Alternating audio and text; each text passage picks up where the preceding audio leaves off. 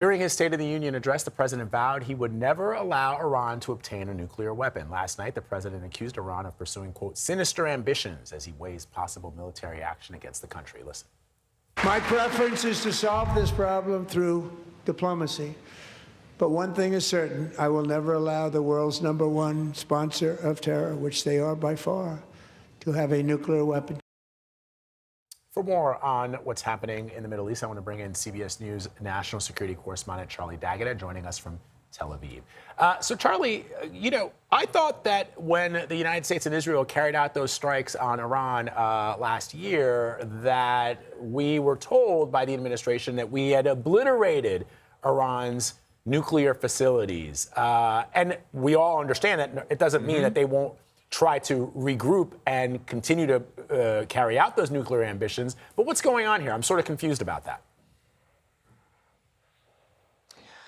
Well, Vlad, first of all, the term obliterated is not a military term. There are several strata of how you describe a bombing campaign and the results of a bombing campaign like that. And the whole idea that the United States is going after Iran's nuclear facilities again certainly suggests that they weren't obliterated. But as you mentioned, yes, Iran, at least from the American perspective and the Israeli perspective, and probably reality, has been trying to reconstitute what was left of its nuclear weapons program. Not just what they were trying to build in terms of the centrifuges, but also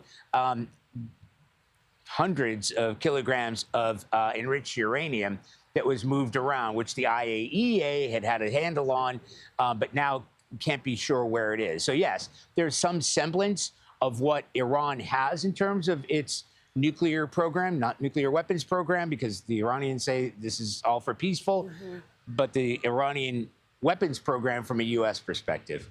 So, Charlie, what was the response from Tehran to the president's State of the Union address? Lies, big lies, which is kind of no surprise. But forgive me while I quote the Iranian spokesperson here, who said, repeat a lie often enough and it becomes the truth, a law of propaganda coined by Nazi Joseph Goebbels. Again, something we would have expected.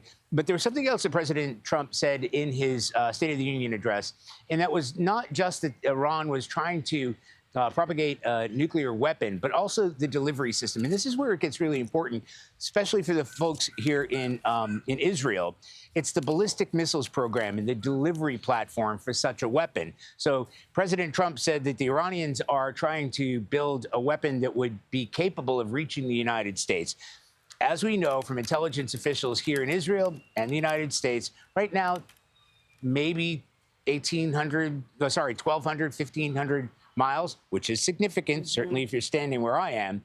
But the closest Iran gets to the United States is closer to about 5,500, 6,000 miles. That is not within Iranian capability. So I guess potentially that could be something, but it's certainly nothing in the sort of immediate future. But from an Israeli standpoint and the buildup of U.S. forces here, that's what they're concerned about, is the reach of those ballistic missiles, because if the United States and Israel attacks Iran, they're going to fire back. Charlie D'Agata, thank you so much. And we'll see how the peace talks go, especially after Tehran is, calling the president a liar. 100%.